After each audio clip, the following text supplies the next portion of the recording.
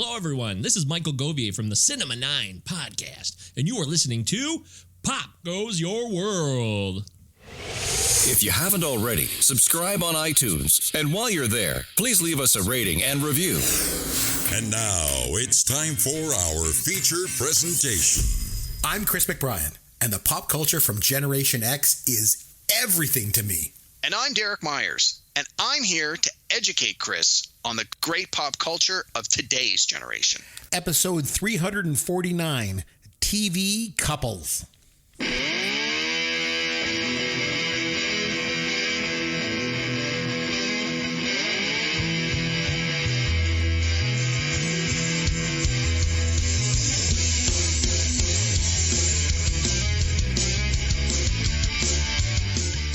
Hello and welcome to the show. I'm Chris McBrien along with Derek Myers, and this, of course, is Pop Goes Your World, the pop culture podcast for the generations. Now, this week, we're going to take a look at some of our personal favorite TV couples of all time. This should be a lot of fun. But before we get to this topic, Derek, what pop culture have you been able to take in since we last spoke? Hey, Chris. Well, I've actually took a little vacation between the last show and this show, so didn't have as much free time to consume pop culture as I might have liked. Plus, the Olympics were on, and I was watching that a lot. But I do have a few things that I started. I actually have started watching a couple of new TV shows. I generally, when I talk about a TV show, I like to wait until I've seen a full season.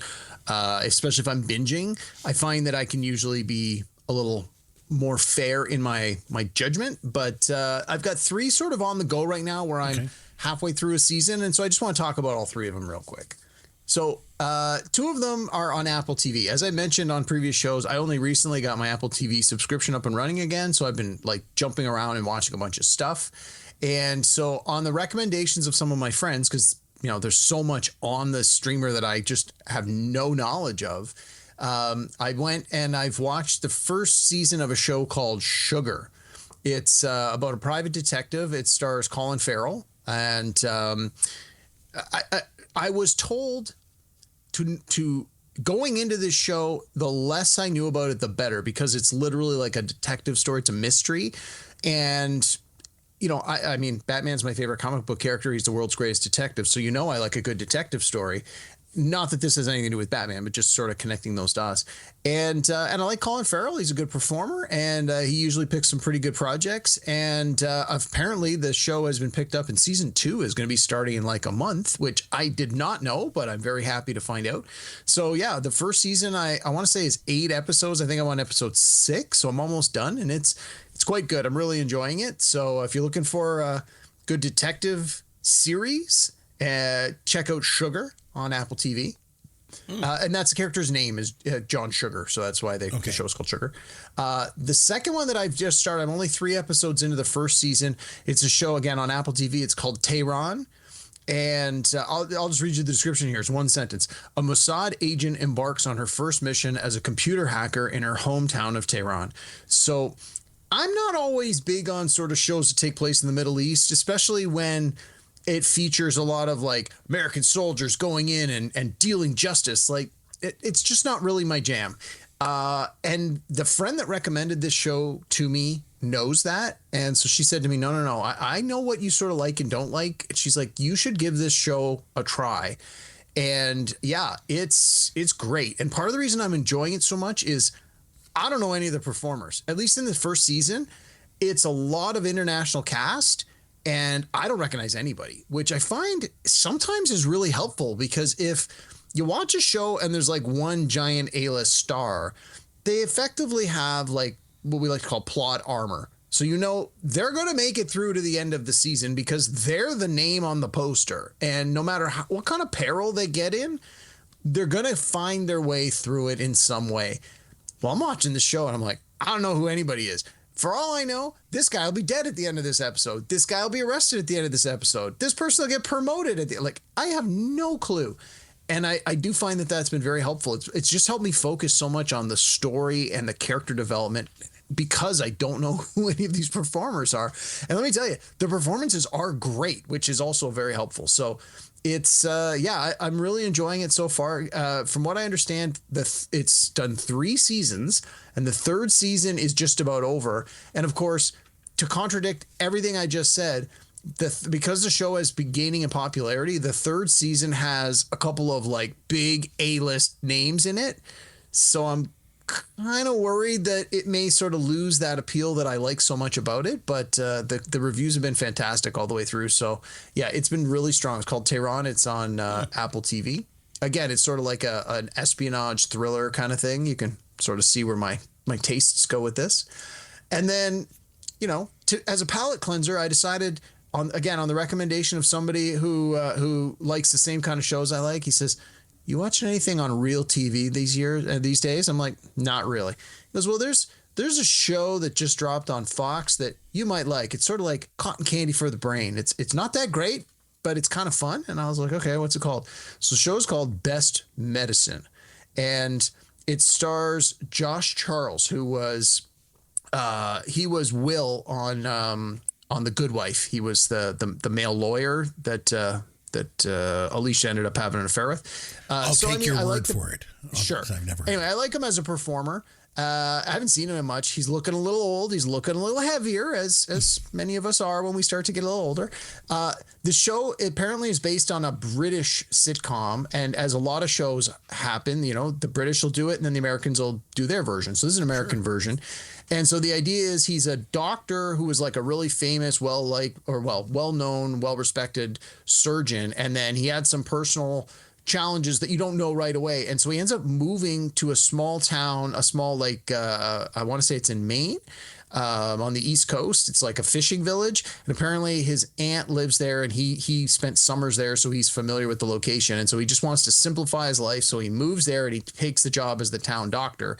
And so it's this sort of fish out of water kind of story where he's a big city guy who's just there to be a doctor, but they're this like small New England town, and like everybody knows everybody, and he doesn't understand their local customs, and he doesn't understand why the baked bean bake off is such an important deal. And it's like, it's so just cotton candy for your brain. Like it's not the world's greatest show at all, but it's just kind of a fun little, again, I like to think of it as like a palate cleanser after I've watched these like heavy duty detective shows, and it's fun. I like it. It's like I said, it's got Josh Charles in the main, and then the main woman, her name is Abigail Spencer. People might remember her. She was in a supporting role in the show Suits. She was Harvey's on again, off again girlfriend, but she's done a lot of other stuff too. She's again, I don't know her resume that well, but apparently I'm just sort of looking her up now. She was in a bunch of episodes of Mad Men as well. No, again, it's not a fantastic show, but it's on regular TV, and like all the episodes are available on demand. So I just went, yep, show me some of these shows. So anyway, those are my recommendations for this week. Sugar on Apple TV, super good. Season 2 is about to start. Tehran on Apple TV, the 3rd season's just ending. Again, super good so far. And then Best Medicine is on Fox, and I think there's like 8 or 10 episodes out. Again, it's not as good as those first 2, but if you're just looking for some typical formulaic network TV, family safe kind of thing, give it a quick look. Very cool. Okay, so I was going to talk about, my wife and I actually went out over the weekend. We don't get out very much. And we went out to this event called Name That Tune. I was going to talk all about it. And I think I'm just going to save that till next week, because something else came up in the last 2 days. And I want to mention that Robert Carradine passed away. He died 2 days ago. R.I.P. 71 years old. Apparently, I didn't even know, for the past 20 years, he's been suffering from bipolar, manic depression. And eventually that cost him his life. And I just wanted to mention him because obviously I'm a big fan of Revenge of the Nerds, as you know. And I was lucky enough, just over a year ago, I went to the Hamilton Comic-Con, and I met him and Curtis Armstrong and Donald Gibb. It was like Louis, Booger, and Ogre were all there, and it was just great. A couple of things stood out to me. First of all, meeting Robert Carradine, he was just so nice. He was like a really genuinely nice person. Like, I really enjoyed meeting him. And because it's the Hamilton Comic-Con, it's a lot smaller than like Toronto's Fan Expo. So it's a little bit more intimate. Like, you get a chance to actually talk to people there. two things that stood out to me that I wanted to mention from there that come to mind. I remember at the Q&A, there was a girl and she asked him, she said, was it a stretch for you to go from playing Revenge of the Nerds to playing Lizzie McGuire's dad? You know, after playing a nerd, was that a stretch? And I remember his answer was so good. He's like, the stretch for me as an actor was playing the nerd, because he's like, I'm a hippie with like long hair and I smoke up and I drive a motorcycle and play a guitar. I'm not a nerd at all. Like, I'm not that character. That was an acting stretch. And then I remember I talked to him and I just sort of commended him on his acting chops, because he was a good actor, actually. And the movie that always stood out to me was a movie called Heartaches from 1981. It was a Canadian film that he did with Margot Kidder. And he was nominated for a Genie Award, which is like the Canadian Oscar, you know. And he was nominated for a Genie for Best Supporting Actor. And I remember saying to him, I was like, man, you got some serious acting chops. Like, that movie, you were great. And I also remember him in like Tag, the Assassination Game with Linda Hamilton and stuff. And, but yeah, I was like, you know, you were a great, really good actor. And so we really just had a really good conversation and stuff. And then Donald Gibb comes over. He was Ogre. And he's like, hey, did you just say he was a good actor? I'm like, yeah. You don't say that to him. You say that to me. I'm a good actor. It was just such a great interaction. But yeah, so I just wanted to mention that I think that we lost a good one this week. And it's one that it sort of hits a little bit close to home for me. So yeah, I just wanted to mention Robert Carradine passed away this week. And he was absolutely one of the good ones. A lot of times they say, don't meet your heroes, right? Because they don't turn out to be what you think they were. He 100% absolutely was. He was great. So anyway, just wanted to give him a little bit of a shout out. So, and then I have this. Here's your dad joke of the week. Derek, did you hear about the guy that went shopping for hiking clothes? No, I did not. He was going to buy a pair of camouflage pants, but he couldn't find any.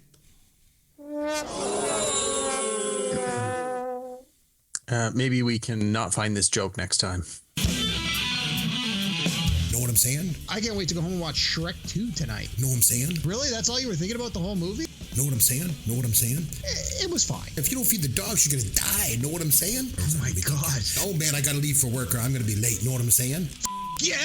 Okay, Derek, I got a joke for you. Know what I'm saying? Oh my God, I forgot how good this was. Know what I'm saying?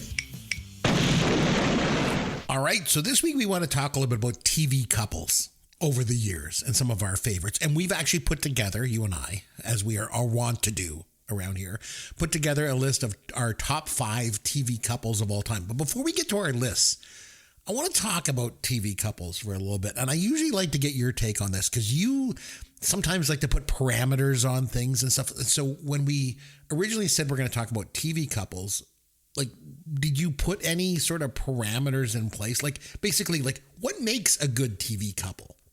Like, is it the fact that they're the longevity of them? Is it their chemistry, sort of their impact on pop culture? Like, what's your take? Yeah, well, we often when we do these lists, we frame it as the best or our favorite or something. And it's usually a pretty well-defined and narrow scope.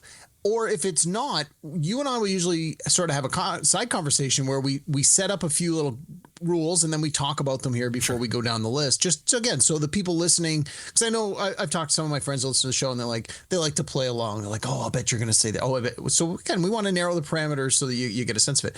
With this one, we just said, let's do TV couples. And then I went on vacation. So we didn't really talk about it that much. The only clarification point I had suggested was, when we say couples, we mean like romantically involved couples. I said it can't be like a cop show where it's two partners who are, a couple on TV, but they're just good friends. Or we don't want a brother and sister couple. We don't want parent and child couple, which you could, again, call that a TV couple. But for clarity, we want like people who are romantically involved in some way. Again, it's not they don't Bert necessarily have to be it's married, not Bert and Ernie from Sesame Street. You know, well, again, although you possibly they could be. A lot of people ship them, but you're right. Like they had so to that be was the involved. one thing.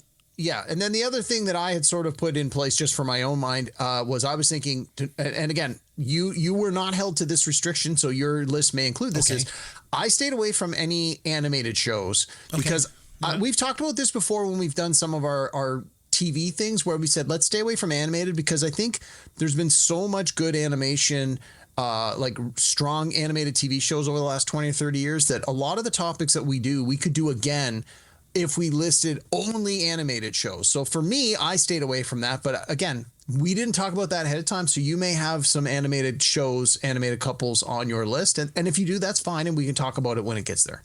Which is funny because Homer and Marge might be TV's most realistic marriage. Well, It's absolutely. So funny, And that's a good point. What are your thoughts on like the whole, I don't know what to call it. I guess we'll call it the will they, won't they couples. Are they more memorable than like the stable couples, do you think? They definitely seem to be, they hit, with audiences, that's for sure. And I've got a couple of those in my list tonight that then became couples, But what are your thoughts on the will they, won't they couples? Well, I mean, it always makes for good TV. Generally, it does until they actually get together. And then if that doesn't happen in the last season of a show, or if that doesn't happen at the last episode of a show, it often changes the show's dynamic so much that the show tends to, it tends to fail. It tends to just come off the rails. Like so many great shows, the will they, won't they, the question, the chemistry, the innuendo, could this be the moment? Like that's part of why people want to watch. And that's part of what makes it entertaining is you always know that there's a chance, but is this going to be that chance? Now, there are some shows where season one, they'll do the will they, won't they, and then the characters get together and then the show has a long run and it's like, oh, well, this worked out great. And maybe that was always the conception is the first season will focus around a will they, won't they while you get to know these characters. But from that point on, they're going to be a couple for whatever. And I can think of some examples, but I don't want to say them because, again, I don't know what you have on your list. Right. I don't want to step on your toes. And we can talk about it if you do have some of them on there. I mean, the will they, won't they will always be there because it does. It's a simple plot that people can connect to, that people have demonstrated they enjoy watching, and it works. But if you get a show that goes for 10 years and they're still asking, will they, won't they? If it's taking 10 years, I got news for you. They won't. Like, or if they do, it's when the ratings have tanked and they're like, how can we save this show from cancellation? They're going to do it. Get them together. Get one more season where they're a couple.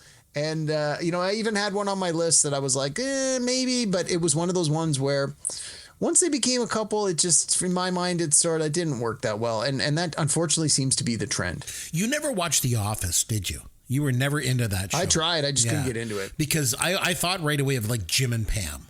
And like they're like, I think a lot of people love them as a couple on TV. But the thing for me was like they had this unbelievable chemistry when they weren't together. And then after they got together, it kind of became less interesting. I don't know. There was just something because they were so good for each other that it was like all that tension was gone. And then some of the show suffered as a result. Another one I think of that it isn't on my list, and I'm sure it isn't on yours because you don't like Friends either, do you? That was the one I was tap dancing around. Yeah, no, I've seen most of the episodes. I was not a big fan when it came out, and it's one of those shows that I don't feel holds up. If you asked a lot, 10 people, who are the best TV couple, like a lot would say Ross and Rachel. Oh, Ross and Rachel's gonna make everyone's top 5, yeah. But they weren't a great couple. Like they just weren't. Like they weren't necessarily toxic, but they weren't a great couple, I didn't think. So I left them off my list, that's for sure. Okay, good. I wasn't sure if you were going to have them on your list. We definitely need to acknowledge that, yes, they were on the highest ranking TV show for so long. Everybody knows who they are. They were on again, off again, on again, off again. But to me, that was part of the success of that relationship, was the fact that they kept bouncing together and not, and together and not, and that became part of the joke. We were on a break. Like, it's such an iconic part of the mythology of that show. So I think that was one of those rare examples where will they, won't they was a thing, and then how do the writers probably thinking, how do we keep this show alive? How do we make it fresh? And it's like, well, we're gonna have them break up. Oh, now they're back together. Now they break up. And it became just sort of a staple of the show. It's like, Well, okay, which season are we on? Okay, we're on a not dating season. Okay, well, then they'll date other people. Okay, what do we need? This season, they're going to be back together. Okay, no problem. So since you didn't really like Friends, I'm assuming you didn't do any other couples from that show? I did not. Okay, because for me, and I didn't either, but for me, when I watch Friends, Ross and Rachel were not the best couple on that. I like Chandler and Monica. I thought like they were a good couple. And I think the reason why I liked them as a couple, it took them a long time before they got together. But once they got together, like she was very, like her character is very like regimented and disciplined. And he was just kind of like a man child. Like he was very juvenile and stuff and made crack jokes all the time. But as a result of them getting together, his character arc changed. And he matured as a character. And so I liked them better as a couple than Ross and Rachel, if we're just going with Friends. That was what I thought. I feel like audiences also like dysfunctional couples. Yeah, for sure. Well, again, I think, and we'll probably talk about this a little bit, some couples, some TV couples, just some TV shows in general, have not aged well for a lot of reasons. And I think that what 10, 15, 20 years ago might have been seen as more of a dysfunctional couple, but in a funny kind of way. You look back at it now and it's like one of the partners was clearly emotionally abusing the other one. And I've noticed that a lot when I go back to some of those shows from like the 80s and 90s, early 2000s, where in the moment you laughed because like, hey, this is funny. And then you watch it now and you're like, now that I can sort of look at it with a little perspective, it's not really funny from the point of view of the person who is the butt of the joke.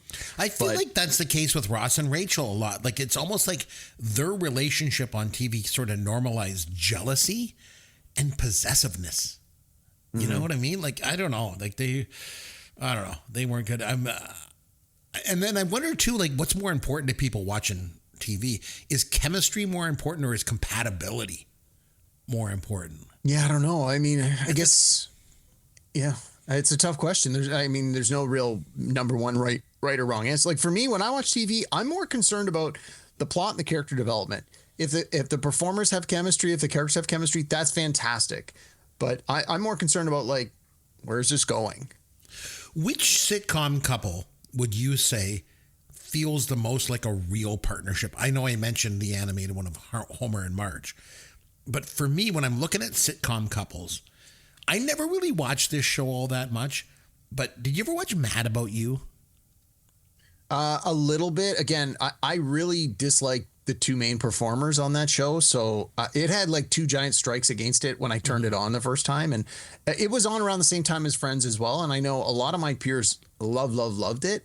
I just never got into it. I am very familiar with it, though. Like I never really watched the show. I watched it like a little bit, but I wasn't like a religious watcher of the show. But obviously, it was Helen Hunt and Paul Reiser. But the one thing that I always struck me about that show was I saw Paul Reiser interviewed one time, and he made a really interesting statement. He was saying how, as a couple, all couples do this.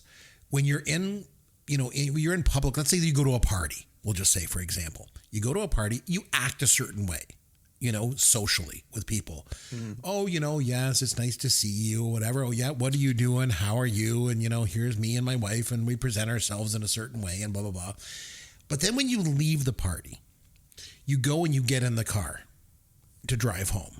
As soon as you get in the car and you close the doors of the car, that's the show. Paul Reiser said. And I thought, what an interesting take, because that's what that show was all about. The realism that happens within the couple themselves. And I thought that was pretty cool. So in a lot of ways, I feel like that relationship in Mad About You was sort of the most realistic, that's on TV. Well, and I've got a couple on my list that I feel will answer this question better, so I don't really want to get into it right now. But it's going just sticking with Mad About You for a second. I remember Paul Reiser wrote a book called Couplehood that came out a couple years after the show came out, and it was very popular book. I know a lot of people that owned it, read it, loved it, swore by it, thought it was the most candid, and like they read it and went, "Oh my God, this is my life. This is my, I'm in a relationship. This is me." And apparently, to your point. In the moment, he had a perspective that maybe wasn't typical or wasn't being displayed in not social media, in pop culture, but was more true to what more people were what a typical person might be feeling or experiencing. So It might be worth going back to take a look and see how the book holds up 25, 30 years later. True. And I feel in some situations, there must be situations where writers just sort of ignore the character arcs and the growth that they want their characters to take just to force an end game. Maybe just to please fans or whatever. Sure. Like again, or executives. That's true. My wife used to watch How I Met Your Mother. And again, I don't want to step on your toes. Maybe you're going to mention this. I don't know. But I never watched the show. I don't even really know how it ended, but it seemed like it was going to be, did you watch that show? Every episode. Okay. So Ted, wasn't that his, and Rob? Ted was the main guy. Yeah. Yeah. And then I feel like they had to find a way to get them to end up together. That was the end game, and everything else be damned. I don't know. I just feel like sometimes there's an end game that maybe audiences want. So you just got to kind of write it in and make that happen. I don't know. And then the last thing I want to just mention about before we go into our list, we're talking about TV couples, but sometimes TV couples break up, and this has happened more than once. And I wanted to mention one that I think was a really important TV breakup couple, especially the Gen Xers out there. And that's Kevin and Winnie. Did you ever watch The Wonder Years? No. So I did like that show with Fred Savage and Danica McKellar. They were Fred and Winnie. And they were young and he had a crush on her. And then they kind of got together and they were boyfriend and girlfriend. But at the end of the show, they break up. The very last, the way the show ends is they're done. They're not going to be together. And, I think a lot of people were really disappointed by that. But I think it's kind of cool because it's very realistic. Most people do not end up with their first love. They just don't. Luckily, I can say in my parents' case, they did. My parents started dating when they first met, way back in early high school, and they just stayed together the whole time. But that doesn't happen all the time. Most people do not stay with their first love. And that's why I think it's important in that show that it ended that way. So, I mean, it sounds awful that they broke up, as a thing to sort of celebrate, but it's truth. I'm glad the writers did that. That's the opposite of forcing the end game of making the characters get together. Because if you wrote for the Wonder Years, you'd be like, oh, we got to make sure that, Kevin and Winnie, they're going to be together, right? And that's the way they're going to walk off together in the very last shot. And that's all there is to it. And that's not what they did, which I thought was great. I don't know. I am aware of the show, but I never watched it. It came out at a time when I think it came out right when I was going to university, and I was just I didn't have a TV, so also, not my jam. I just thought of something I want to mention too before we get into our list. There is you and I have talked about this before here on the podcast. There is a tendency for TV shows, especially these days, with the kids now, to feature the hot mom and the schlubby dad. Yeah. Fat husband, skinny wife. Oh yeah. My God. My kids watch all these live action sitcom style shows, but they're directed at kids. And every single one that I come in on, and my kids are watching this, I'm it's a hot mom and a fat balding dad every single time. One is the Thundermans. The mom is way too hot for the dad. And Wizards of Waverly Place is another one I remember. But there's been many times, even just throughout sitcom history, even not just kids shows, where this happens. If you think of Silver Spoons. You ever watch Silver Spoons? Yeah. Aaron Gray and Joel Higgins. I mean, come on. Aaron Gray is drop dead gorgeous. Give me a break. According to Jim is another one with Courtney Thorne-Smith and Jim Belushi. Yeah.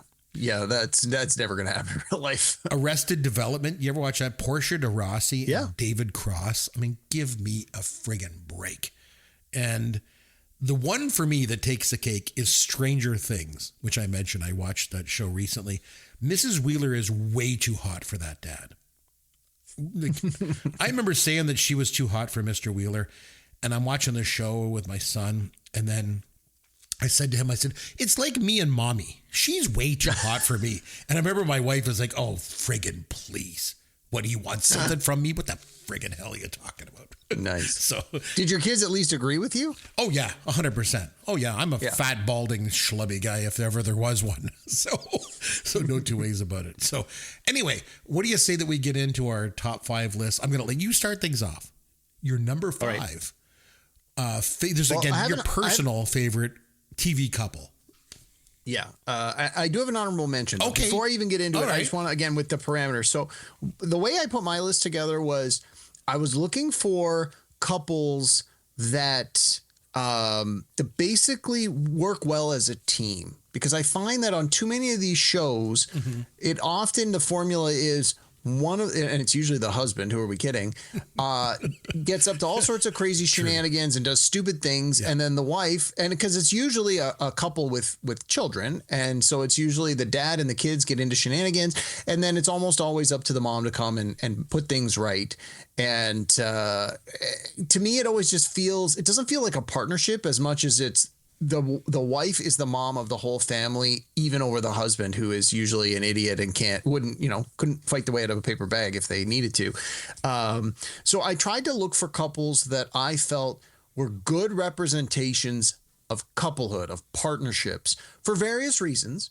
And like you had mentioned previously, in some shows, that's part of the show, is that development. Why do they eventually get together, or why are they together? And then how do they become a better couple along the way? And in some of my examples, I actually feature that. So anyway, the other thing I want to say is when we do these lists, I always try and look for a little diversity. You want to make it so that it's not just all straight white men when you're looking at a favorite performer or favorite character or something. Right. Obviously, in this case, you're going to have 2 people in each couple. And I was trying to look for examples of people of color and things of that nature. And I got to apologize up front. I couldn't find ones that I felt fit my parameters, but I do have an honorable mention, and the honorable mention I wanted, it sort of checks that box a little bit, is from a single episode of the show Last of Us. So in the 3rd episode of the 1st season, it's a story about Bill and Frank, who are these 2 guys that basically find themselves in the apocalypse and have this beautiful love story. And it was obviously, The Last of Us is a show that was inspired by a video game, and I believe these characters were also in the video game. And again, they're not the main characters by any stretch of the imagination, but when they did the TV show, they had an episode that featured these 2 characters and what happened. And if you haven't seen it, even if you haven't seen the show, you can watch this episode with no context of what else is going on. It is a very solid standalone episode. And if you want to find an example of a great love story on TV, this is fantastic. Now, of course, it's set against the post-apocalyptic, the world's coming to an end, but that doesn't diminish the affection these 2 characters have for each other. And again, it talks about everything I just talked about. It's 2 guys that, through happenstance, find themselves together and then have this life together and make each other better in this partnership, right up until, spoiler, their death at the end of the episode. But again, that's not really a spoiler if you're watching. You sort of get that right out of the gate. So that's my honorable mention was Bill and Frank from The Last of Us. I'd like to jump in if I may. So my wife and I had heard lots of good things about The Last of Us. And then we were like, oh, we should probably try and watch this. This was like maybe 2-3 years ago, I think it was, when it came out. Mm-hmm. And we heard all these good things. We put it on and we made it through about 4 or 5 episodes and decided this is not for us. Like we both didn't like it. But we saw that episode. You are right. I remember that episode was amazing. Like one of the better written episodes of television I've seen in the last 10 years, maybe, and acted. Like, it was so good. You're right.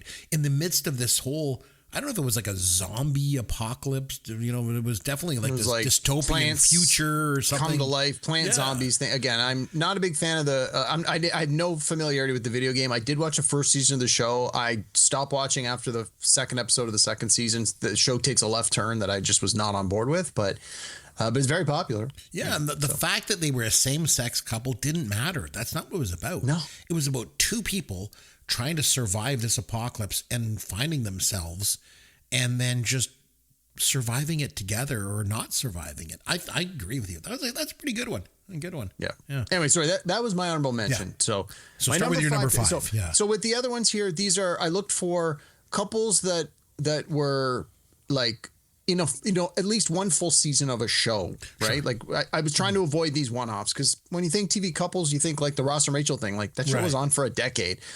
Not that they were a couple for a decade, but obviously it was a big part of that show. So my first pick is going to really just out of left field, but you got to let me circle the wagons on this one. Okay. I am going with, you ready for this one? This is the oldest pick I've ever had on a TV episode. Wow. 1964, The Addams Family. Oh, jeez. And the couple we're talking about here is Gomez and Morticia. So if you're a younger person, even if you're our age or younger, most people are not really familiar with the original TV series, which starred John Astin. You and I were just talking about John Astin a minute ago, as Gomez. It was his dad, most people. Yeah, most people know the Addams Family from the movies from the 90s, and then more recently they've sort of relaunched it as an animated series of movies. But one of the things that has always survived the retelling and the reimagining of the Addams Family is, while on the surface they look so different, they're this creepy gothic family. They live in a haunted house, and there's all these things that they're like so bizarre on the outside. This couple is honestly one of the most in love TV couples that has ever been put on the screen. They are they're these two weirdos from our point of view that have found each other and have made it work and are genuinely in love. And the fact that they both are upfront and public about their affection, like the husband and wife are constantly like expressing their love and kissing each other and embracing each other. Lots of public displays of affection with those two. Yeah. With no apologies. Yep. Again, nothing like dirty. They're not like doing it out in public and stuff, but it's clear that they have a very loving and equal relationship. And despite, here's another example, sort of fat husband, skinny wife, and she's way too hot for him, but it works. It totally works. And obviously, since we're doing an episode on TV couples, that's why I'm going back to the original TV series rather than the movies. But the same applies in the newer movies, which is what I am more familiar with. But I just felt this couple needed to be recognized. So it's sort of a cheat. No, I think that's a good one. Yeah.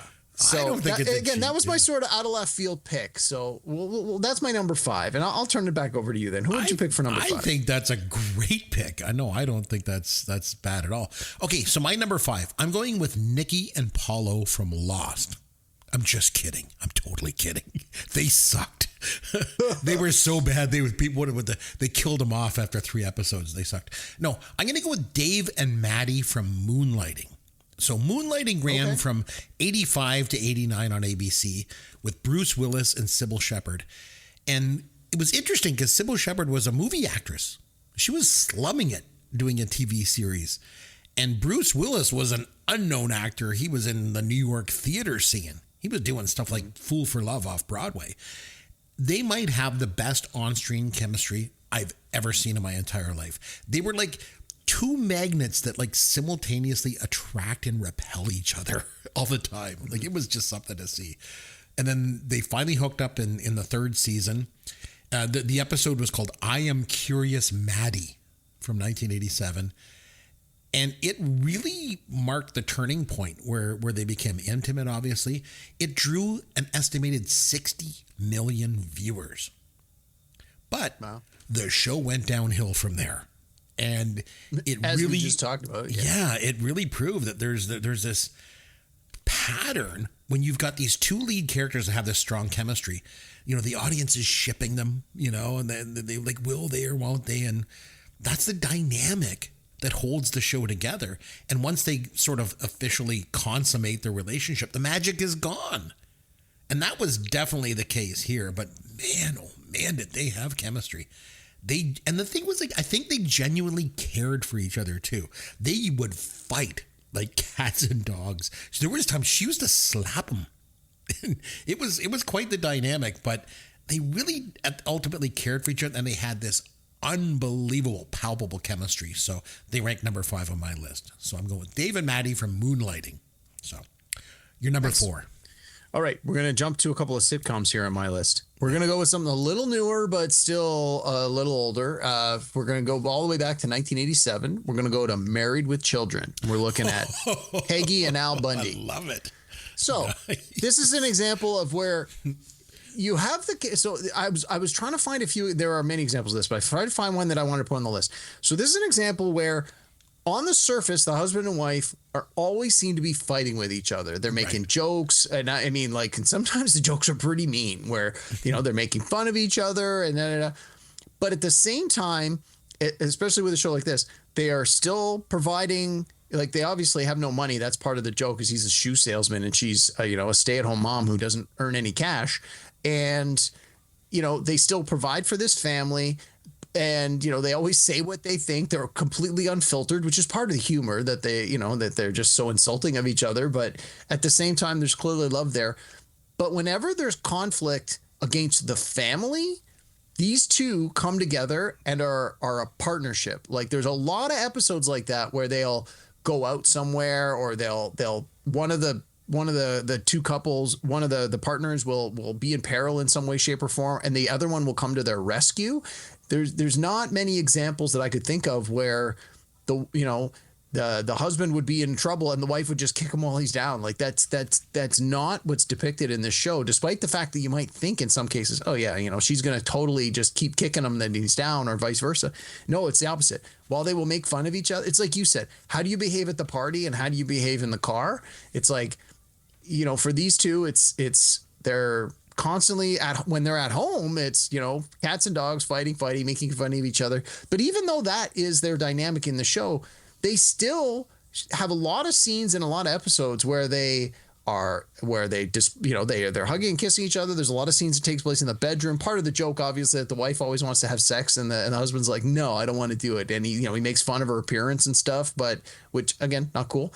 But again, that's the opposite of normally what you would think, right? Well, and that's part of the humor, right? Yeah. Is that's what sort of the opposite of what you'd expect. But they do clearly, based on what you see in the show, they do love each other. They obviously do have a physical relationship, despite the jokes that happen of it. And again, you wouldn't necessarily think, like, I wouldn't say they're the best couple. If you were saying, like, who are the best mom and dad on TV? Not even close. Exactly. But when it comes to being a couple, I felt that they represent a sort of dynamic that you do see on some shows, especially a lot of the newer shows that are, a little edgier. They sort of build on this as well. But this is one of the first examples I can remember where you're watching a sitcom where, like, the parents were constantly sort of at each other, but at the same time, it was clear that they loved each other and that they were a team, especially if there was something threatening the couple, the family, the household, the children. Like, they were on the same team. And I think we need to be reminded of that a little bit with some of today's shows. That's good. I think that's a great pick. I like it. So for my number 4, a little bit more of a traditional kind of couple, I'm going to go with Carol and Mike Brady from the Brady Bunch. So the Brady Bunch ran from 69 to 74 on ABC. And this couple represented a lot to an entire generation, really. And the thing is, you got to put yourself back to, like, the early 70s. And in the U.S., especially on TV, like, it was very conservative back then. Yeah. And every family on TV had to represent white America with the 2.5 kids and the picket fence. And the Bradys were definitely white, no question there. But they broke the stereotype in the fact that it was a blended family. So for the early 70s, this was at least, I guess, considered progress. And like a lot of couples in real life, they loved each other, and their love was so much that they extended that love to each other's children. And, I just think that, there were so many blended families around, back then and today even. And so why not show it on TV, right? And I think in the show you learn that Mike's first wife died, but they never, I don't think, ever mentioned what happened to Carol's first husband. I just assume they got divorced, but there's no way they would mention that on TV back then. No way. But Carol Brady still reflected a lot of those, like, 1950s kind of family values, Mike was definitely the stereotypical father figure. He was always calm, giving advice to his kids.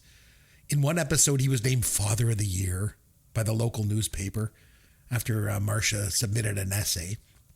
And then in a funny twist too, he worked from home a lot. He had a drafting table set up in the den, if you remember, and they had a maid, Alice, of course. And the other thing too that I thought was interesting, most TV shows up until then, like in the 60s and stuff, what they would never show a married couple sharing the same bed. You know, very conservative back then. You know, heaven forbid you should even imply that they might be in the same bed and possibly, just maybe, might be intimate. Oh my God, we can't show that. But Mike and Carol shared a bed. And they weren't the first TV couple to share a bed on TV. If you actually go all the way back, Mary Kay and Johnny were the first. And Ozzie and Harriet Nelson shared a bed too. But the Bradys sort of, I don't know. They especially since the show was focused largely on the kids, I feel like it was another reason why they were an important TV couple. So for all those reasons, they're my number 4. So nice. On your I mean, I don't think there's much surprise in that. I figure your list probably going to have some of Chris's classic favorites, and that just checks that box right away. Does. All right. As will the rest of mine, I'm sure.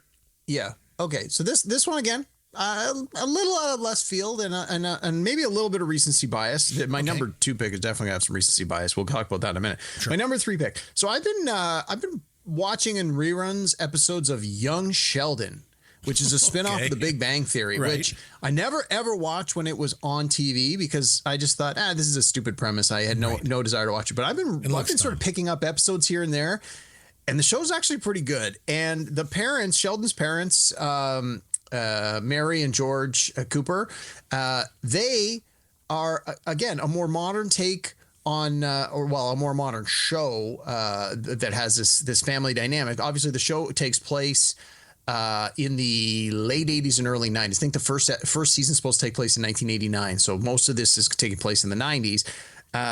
But again, it's this idea of you've got this struggling couple where they don't have a lot of money. They've got 3 kids. And obviously with Sheldon, from The Big Bang Theory, so he's a super genius little 10-year-old kid who knows everything. And that is the original premise of the show. But as the show went on, it became more and more about the whole family. Like, in order for that kind of you can pitch the show and say, Big Bang Theory is a big sitcom. Let's do a spinoff where we talk about Sheldon as a little kid. And you think that's great. And the first few episodes need to be about him because that's who people know. And that's the draw. But for the show to actually be good and have some longevity, the rest of the family needed to be fleshed out, full-on characters that you cared about. Like, why else would you want to watch this show?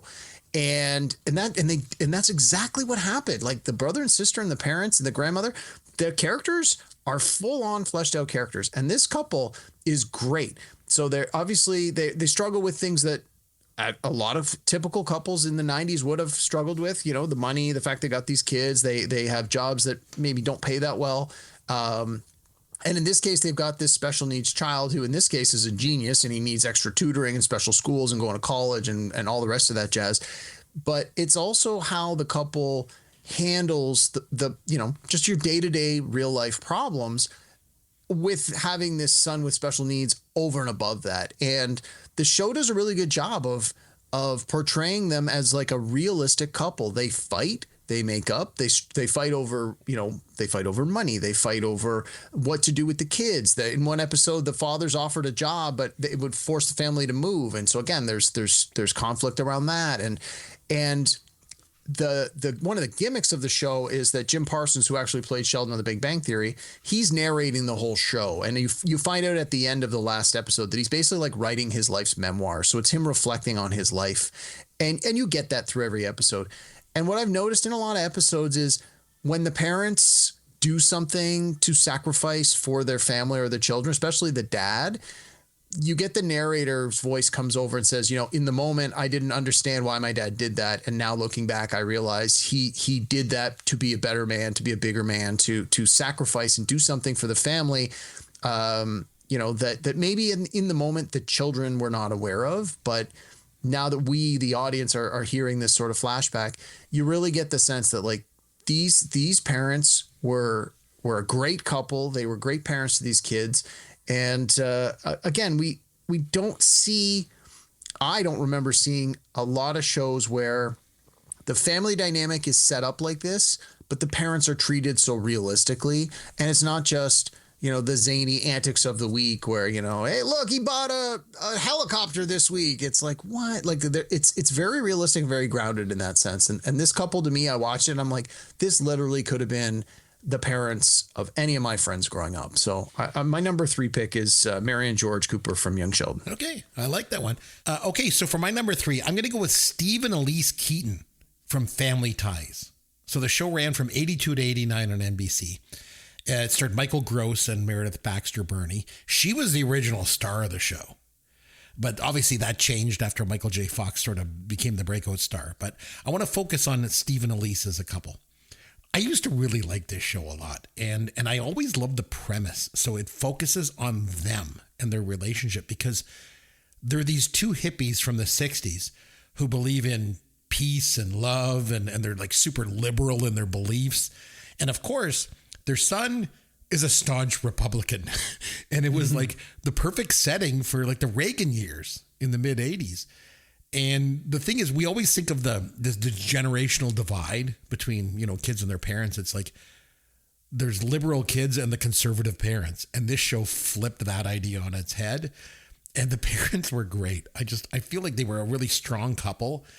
And their glue was always like their shared worldview, which was also paired with their love for their kids, even their right-wing conservative son. And I don't know if you could make this show today.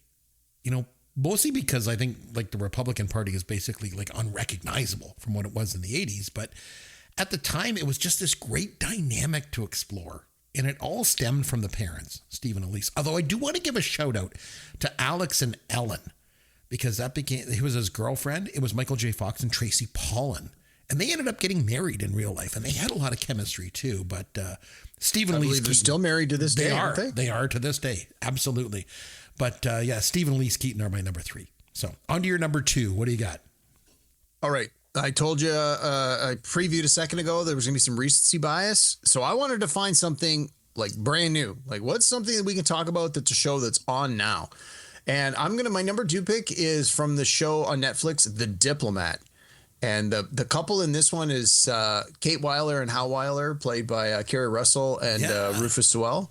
Do you watch this show? I do. So my wife and I have watched the 2 seasons so far. I like the show. It's quite good. And this is an interesting pick because they are a very odd and complicated couple. So I'm interested to hear your take on this. Good. I think there's 3 seasons now. If you haven't watched season 3, you should go and find that one. It was fantastic. Anyway, so for those who maybe are not as familiar with the show, Kerry Russell is the diplomat. The title of the show is The Diplomat. But the history is that she and her husband have been in the diplomatic corps in various ways, as well as I want to say the CIA from years before, where they've done all this overseas work. And I even believe that the background premise is that the husband used to be a diplomat, and he has since stepped down, and now she is becoming a diplomat. And they become she becomes the U.S. ambassador to London, which opens up the whole any sort of shenanigans happening in Europe and such. And the idea here is they're obviously a couple. Like it's clear that when they met and that they have been a couple that is in love, but they're at a point in their relationship where it's almost like they stay together because it's better for both of their careers. But they also seem to be almost like codependent, where it's like they are both better at their job and potentially even better as people when they are together.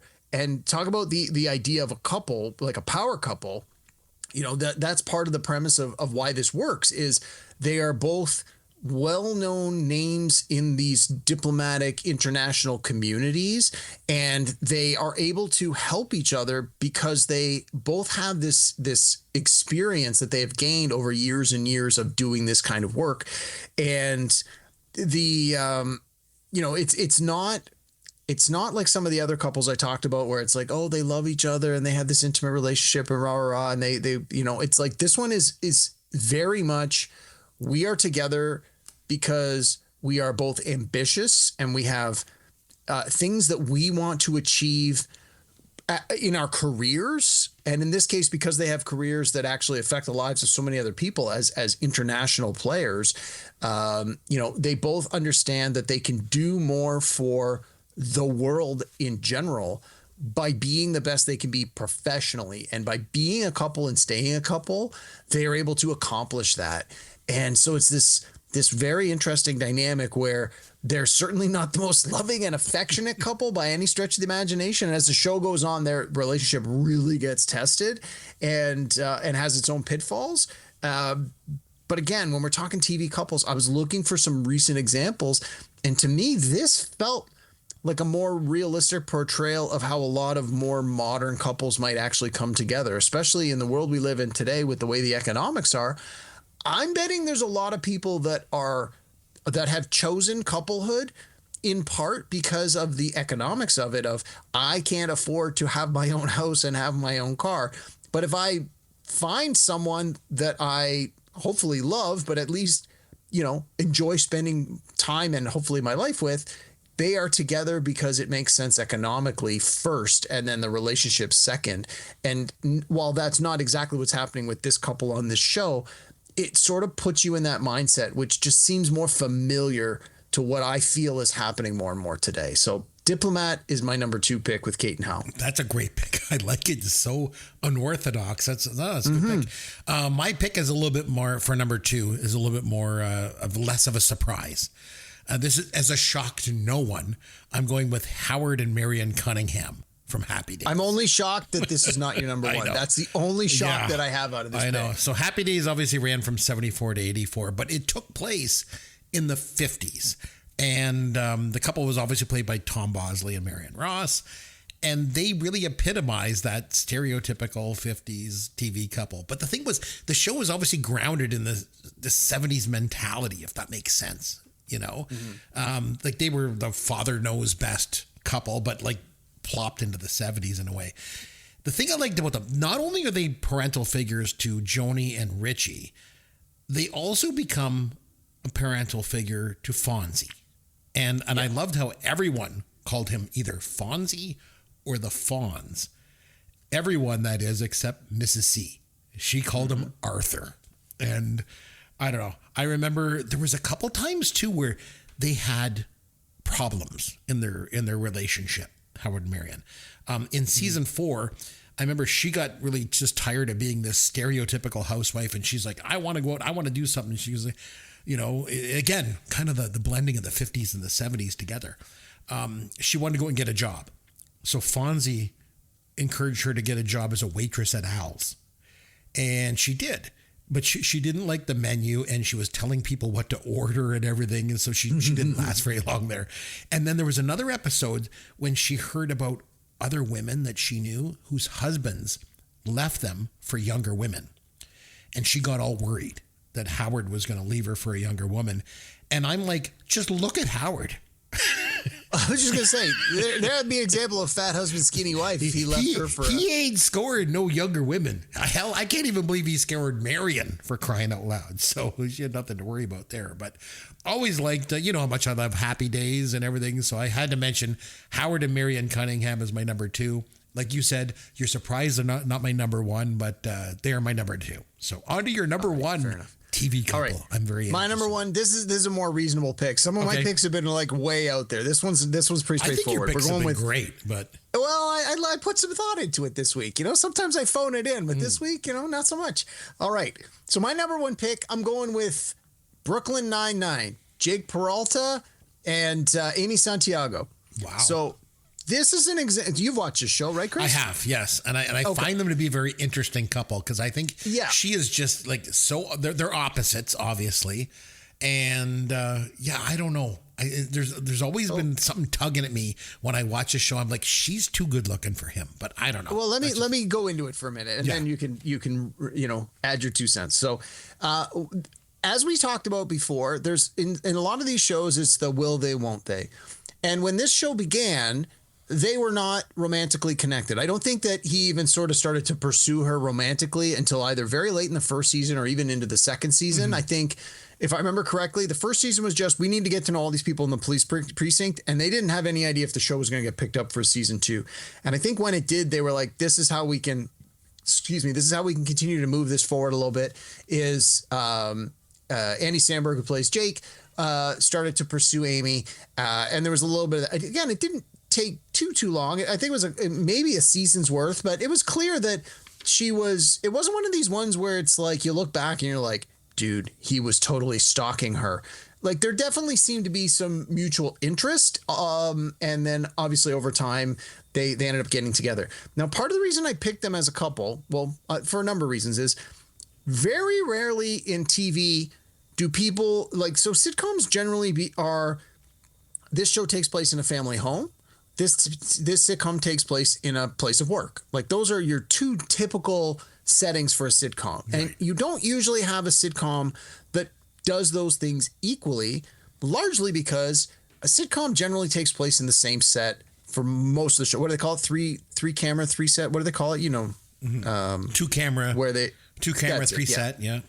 Yeah. Where it's very, very much, you know, the show takes place there, and that's a cost saving. That's just the way that things work. So the ones that generally take place in an office or a workplace, whenever they have characters get together romantically, it usually stems from the show starting to get stale. And it's not usually a situation where characters are get together through the run of the show. I mean, some shows, like you had Moonlighting on yours, it was very clear at the very beginning there was an attraction between these two characters, and that was a big part of the way the show was structured. But in a lot of other shows, it's like, you know, oh, this takes place, this show takes place at a high school. This show takes place at a bus terminal. This show takes place wherever, a taxi stand. You don't feel that these characters on this show are going to get together romantically. That's not the kind of show it is. It's a show about what's funny at a workplace. And this to me was one of those ones where, while it was about a workplace, when these two characters did start to have a romantic relationship, it didn't feel out of place. And it didn't feel at least from my opinion, it didn't feel forced, didn't feel out of place. And it had that, to lean back on an example we talked about earlier, it had that idea where you have these two characters that are both good independent, but when they got together, they both seemed to get better. Like, you know, the best parts of Amy rubbed off on Jake, and the best parts of Jake, well, maybe not the best parts, but some parts of Jake rubbed off on Amy, where, you know, they both had very defined characters by the end of that first season. And by putting them together as a couple, I think it allowed both of them to grow as characters. And I think that their coupling, becoming a couple through the run of the show, helped the show a lot. And I mean, I think the show was great, and I think it had a great run. And I feel that they were a really good, more recent couple on TV. And the fact that it was a show that took place at a workplace that ended up with a couple that got together and stayed together, that doesn't happen often in a way that works. And I felt it really, really worked in this. So that's why I picked them for my number one. I think it's a really good pick. I think you obviously put some work into your picks this week, and I thought that one was a good one. Okay, my number one. By the way, I should mention, neither one of us mentioned Sam and Diane from Cheers. And I think a lot of people, especially Gen Xers, think of them as being like a big couple. And they were sort of the epitome of that, will they or won't they, kind of thing. But I feel like I left them off my list because they were, I don't know, once they got together, then it was kind of over. It really killed the dynamic of the show. So then she left because she wanted to do movies or whatever. And then they just replaced her. And Kirstie Alley came in and took over. And so I just feel like the show wasn't any worse off for it. So I didn't feel like they made the list for me. So I agree. I want to give them a shout out though. Okay. So my number one, going with George and Wheezy from the Jeffersons. Nice. So show ran from 75 to 85 on CBS. And I think a lot of people think of the Cosby Show and the Huxtables as the first sort of successful African-American couple portrayed on TV. But no, It was George and Wheezy. They were the ones that moved on up to the east side, that deluxe apartment in the sky. And now Good Times beat the Jeffersons by 1 year because it started in 74. But James and Florida Evans and the Good Times, they were poor. They lived in the projects in inner city Chicago. But George and Louise Jefferson, they were successful. And he owned a dry cleaning business, or like franchises, right? Their dynamic was my absolute favorite on TV ever. I grew up watching the Jeffersons. I always loved that show. And the reason I think why I liked it, because the relationship between George and Wheezy. So I always think of the shot from the opening credits when Wheezy's, she's sitting on one of those old school, you know, those hairdryer bowls that came over your head? Yeah. And he comes along and he knocks on it really hard and scares the bejesus out of her. And that was basically their relationship in a nutshell. He was like this loud, bombastic force of nature. And she was always this calm, sort of grounding force. But she always stood up to him.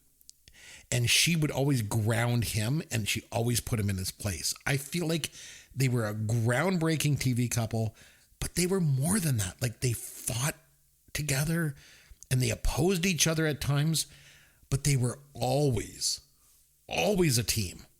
And George would have been a disaster without Wheezy. Like, they needed each other. And they will always be my favorite TV couple of all time. So, George and Wheezy from the Jeffersons, loved them to death. Nice. Good pick. Yeah. Good number one. Yeah, I thought it was. Now, we have a segment here on the show that we call Did It Age Like Wine Or Milk? So before we get to the trivia, I just wanted to see, are there any couples that you think aged well or aged poorly over time? Nobody's immediately coming to mind. I mean, if I know you sort of put me on the spot. I'll probably have some good, but yeah, I'll give you one. I'll give you a TV couple that I think aged like milk. They aged terribly. This is going way back. This is going back to like the infancy of television, and I'm going to go with Ralph and Alice Cramden from the Honeymooners. God, yes. They were awful to each other. Like, she tells him to shut up. He threatens her. He's like, bang, zoom to the moon, Alice, implying that he's going to punch her so hard that she's going to fly through space. Doesn't even say, like, pow, right in the kisser. I know. It's like, jeez. So, but I mean, I guess in all fairness, though, I guess that was kind of the point of the show. Like, it's called The Honeymooners, but they were like the complete opposite of Honeymooners. But yeah, so, oh, you know what? I also want to give a shout out to the most horrible, disgusting couple in the history of pop culture. So there was a movie back in the 70s, which was basically about this TV station that wants to air the most offensive content ever. It was called Tunnel Vision, the movie was. And one of the scenes is this sitcom called Ramon and Sonia. And it stars Ira Miller and Lorraine Newman. Remember, she was. Oh, you've talked about this before. Yeah. I think I looked it up on YouTube the last time you brought it up. And It I was is like, oh my something God. else. So Lorraine Newman was on the original cast of SNL. And it is maybe the most offensive thing you have ever seen in your life. So yeah, go and look it up on YouTube. Look up Ramon and Sonia Tunnel Vision and just watch it. It's only a couple minutes long. It's like a snippet of like a make-believe sitcom with the most offensive human beings that have ever lived. It is just awful. So for me, they definitely aged like milk. There's no two ways about it. So do you want to do some trivia now? What do you think? Yeah, sure thing. All right, let's have some Fun with Caveman. I'm going to keep things simple. We're just going to do some straight up trivia, okay? And it's based on TV couples. So we're just going to keep it nice and easy. And so our first round, I want to go with some like classic, like in sitcom couples, you know, and classics as well. So on I Love Lucy, Derek, what was Ricky Ricardo's famous catchphrase that he often directed at Lucy? Wasn't it, you've got some splaining to do? Yes. All right, again, going way back to the classics. What are the first names of the Petries on the Dick Van Dyke Show? They usually, with those really old shows, performers often had the names of their real life names. So I'm guessing it was Mary and something, but no, I have no idea. It was Rob and Laura Petrie. Sure. Okay, here's an easy one for you. Corey and Topanga meet as children on what sitcom? I have no idea. Man, it's Boy Meets World. I thought you would know that one. Topanga. No? Not familiar with the show. Which Friends couple secretly dated in London before revealing their relationship in New York City? No, that had to be Monica and Chandler. Yes. Okay, on The Simpsons, where did Homer and Marge meet as teenagers? They met in high school. They met in detention. Yes. Springfield High. Very good. Okay, round 2, we're going to move on to some drama and some soap couples. Okay? Okay. Luke and Laura's 1981 wedding took place on what long-running soap opera, Derek? Oh, it's funny you bring this up because every time I was looking up searches on couples. This was the number one They that kept come coming up, Luke yep. and Laura. I don't know. Was it Days of Our Lives? Oh, no. No, sorry, it was General Hospital. General Hospital. Sure. On the X-Files. Did you ever watch the X-Files, Derek? I watched them in reruns years later. Yeah. I never watched the X-Files, but I don't know if you did. So on the X-Files, what are Mulder's and Scully's first names? Oh, it's Fox Mulder and Dana Scully. Very good. And then you've already touched base on this one, so I know you're going to get it. Which couple famously debated whether or not they were on a break?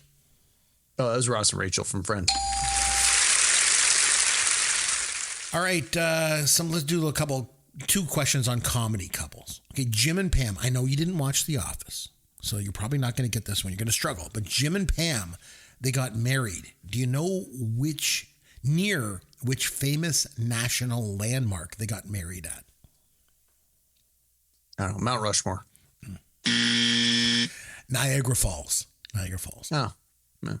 All right, here you Makes go. sense. I know you're going to know this one because they were your number one couple. Jake and Amy. They got married in the precinct. They got married in the precinct during what kind of emergency situation, Derek? It was a bomb threat because her butt was the bomb. Yes. All right, and then I'm going to round things off with 3 sort of more modern or genre couples for you, okay? Okay. Easy one. Jon Snow and Ygritte were featured in what fantasy series? Game of Thrones. Yes. Almost put some Game of Thrones in my list, Yeah. but I opted not to. Okay, Mike and Eleven share their first kiss at what school event? Well, I know it's Stranger Things school event. It had to be a dance, I would imagine. Mm-hmm. Can you name the Prom? dance, though? No, not a chance. It was the Snowball. The Snowball. Sure. And as a follow-up question, our last question, in Stranger Things, what nickname does Mike often use for 11? Don't they just shorten it to L? That is correct. Did pretty good. Good. I mean, for the shows I watched, there's a lot of shows on there I don't watch or I'm not familiar with. Oh, good. Okay, so for next time out, it's over to me to pick a movie. I did some thought into this. I want to do something a little bit different. So first, I want to go back a little bit further than usual. I want to go back to 1975. Oh, I like where this is going. Okay. And second, I want us to watch and review a musical.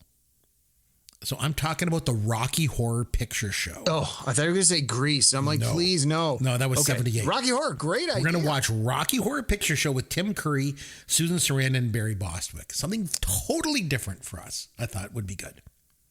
What do you think? No, that's great. I recently just watched part of the movie Clue, which was on TV, which has Tim Curry as the butler. And when it came on, my wife and I said, oh my God, it's Tim Curry again. We should watch Rocky Horror Picture Show. It's like you're reading our mind. So. There you go. So now you have an opportunity to go back and watch the Rocky Horror Picture Show. We'll come back next time. We'll talk about the movie. And until then, I'm Chris McBrien on behalf of myself and Derek Myers. And we want to say thanks for listening to Pop Goes Your World, the pop culture podcast for the generations.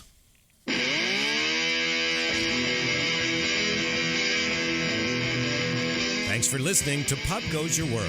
You can contact Chris and Derek at popgoesyourworld.com. Please take a minute and review the podcast on iTunes or wherever you download and listen to the show.